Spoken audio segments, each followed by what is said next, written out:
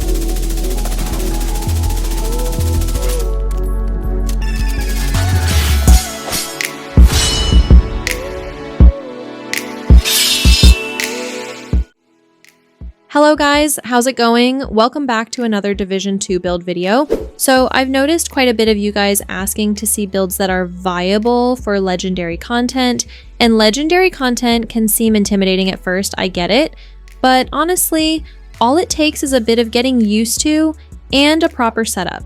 So with that being said, in today's video, I'm going to be showcasing 3 of some of the best solo legendary builds for Year 7 Season 3. So if you've been having a hard time with legendary content, these builds should make things a lot easier. They offer high weapon damage and great survivability. So guys, there's quite a bit to cover, so without further ado, let's get started. So this first build is a powerful assault rifle setup using the Concentrated Company gear set. And as many of you guys know, this gear set is designed for a DPS. So you're getting a significant amount of weapon damage as well as critical hit damage whenever you eliminate an enemy. It offers a huge damage boost, and in some ways it's a bit similar to Striker. So this build is ideal for mid to long range fights. Playing close range is risky, but once you start building those bonus armor stacks, you get a nice boost in survivability. Now, as many of you guys know, having a high amount of weapon damage is one factor for legendary runs, but also having a high amount of survivability can make your runs a lot smoother. So my way of adding survivability to this setup was by incorporating Bloodsucker. Bloodsucker is super viable when it's paired with a high damage build. So for anyone new, Bloodsucker works by granting you up to 10% bonus armor for each enemy that you eliminate, and this can stack up to 10 times. But you may have noticed that I'm getting 12% instead of 10, and this is because I'm using the named Liquid Engineer backpack, which comes with perfect Bloodsucker. So this backpack would be ideal, but if anyone here doesn't have one, no worries because I'll show you some great alternatives. But for the mask, a Concentrated Company piece with armor, critical hit damage, and a critical hit chance mod. And for the vest, the closer named chest piece which comes with perfect spotter. With armor for the core attribute, both critical hit damage and chance for the minor attributes, and another critical hit chance mod. So with perfect spotter, your weapon and skill damage gets amplified by 20% to pulsed enemies. And amplified damage is multiplicative, unlike a regular weapon damage increase. So you're going to see some pretty nice damage spikes using spotter. Now for the holster, another piece of Concentrated Company with weapon damage and critical hit chance. Then for the knee pads, a third piece with weapon damage and critical hit damage. And for the gloves, the fourth piece with armor and critical hit chance. So if you don't have the Liquid Engineer backpack, you can go with a normal Bellstone Armory bag. You know, if you really care about having that 1% armor regeneration attribute from the one piece bonus, and just recalibrate the normal Bloodsucker.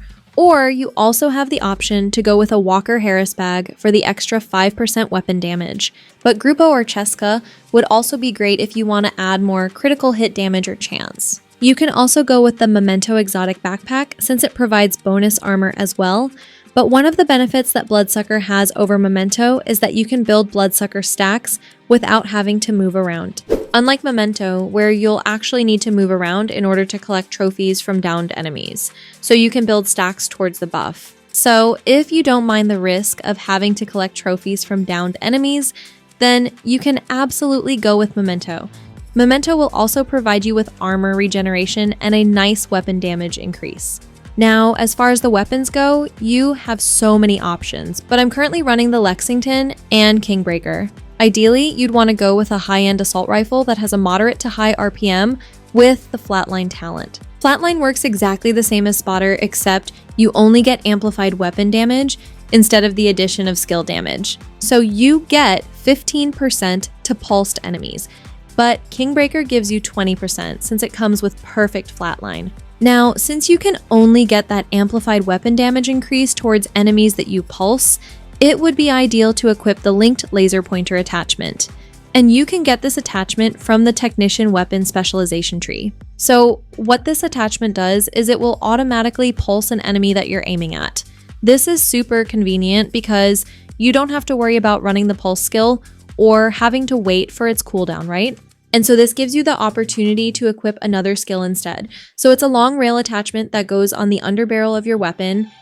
And here are the mods for both weapons. You can always just pause the video if you need more time to look. Now for the stats, 51% critical hit chance and 103% critical hit damage on both the Lexington and Kingbreaker. Okay, so what if you want something with more survivability, where you can also play a little more aggressively and while still having great damage? Well, that becomes easy to achieve with this next setup. So this setup harnesses the power of the Foundry Bulwark gear set. And with the addition of the exotic Memento backpack, you get a decent amount of armor regeneration, which helps boost your overall survivability. So unlike the previous setup, this one has armor regeneration, and since it's an SMG build, you can rush and play more aggressively if that's more of your playstyle. There's a lot of burst damage with this build, and I'm running the BACKFIRE with it, so there's also a lot of critical hit damage being stacked as well. Memento works great with this setup as it adds a nice boost in weapon damage. So when you pair that with the critical hit damage stacks from the BACKFIRE, you get a seriously strong combo. But one downside though is having to collect those Memento trophies from downed enemies.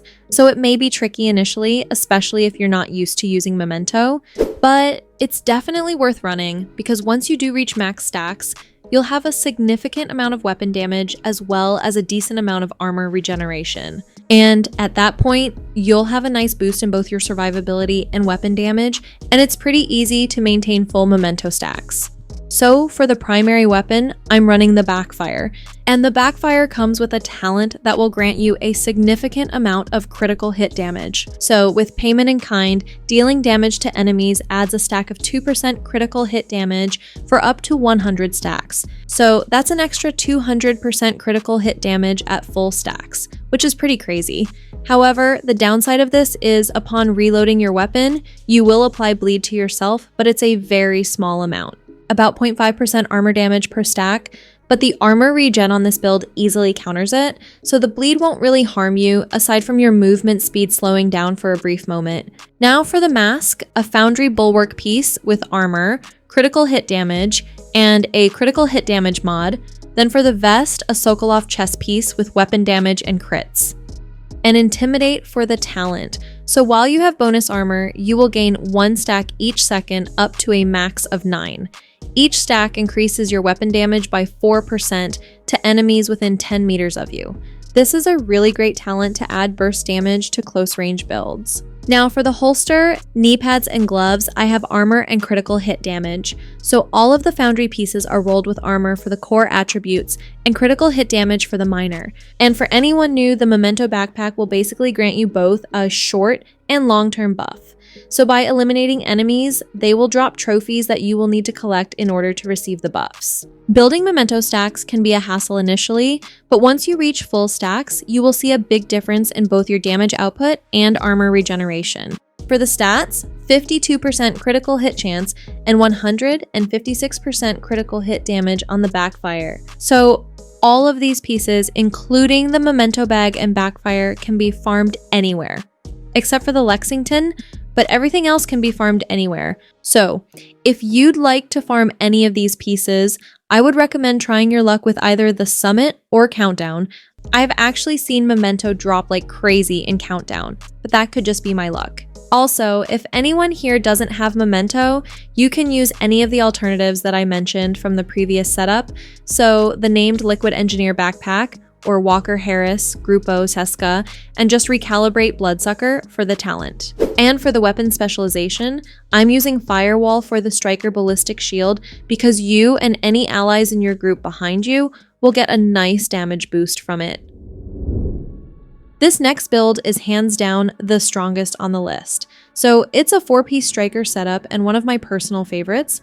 I've showcased it before in previous videos, but if you haven't seen them, think of this as an improved version with one piece changed for extra damage. Or wait, actually there are 2 pieces that I swapped out. But there's so much raw weapon damage with this setup that it's crazy. Now, I've said it before and I'll say it again. Striker is so powerful that it will work well with almost any weapon.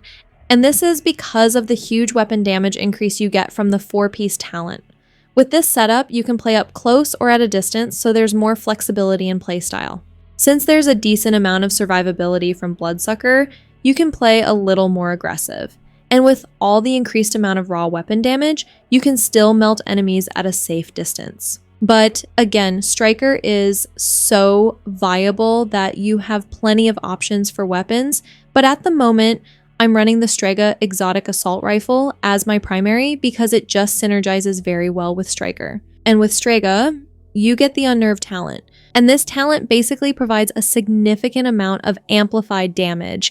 So killing an enemy will apply a mark on every enemy within 20 meters of it.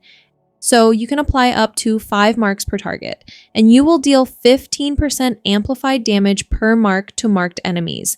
Now, if you factor in the weapon damage increase from the Striker's Gamble talent, you get a powerhouse combo with an insane amount of raw weapon damage. So, for anyone new, Striker's Gamble is the talent you unlock on the Striker set for having 4 pieces equipped, and you also get about 15% weapon handling and rate of fire from 3 pieces. But with Striker's Gamble, you will gain about 0.65% weapon damage for each weapon hit, which can stack up to 100 times. So at full stacks, that's an added 65% weapon damage. And this is the reason why I'm using the named Rock and Roll for my secondary weapon. It's a super fast way to build Striker's Gamble stacks, but this is actually a named ACS 12, and it comes with the talent Perfectly Extra, so you're getting a 50% increased mag size. So if you'd like to build stacks quickly, I would recommend using the ACS 12 or even better the Rock and Roll model.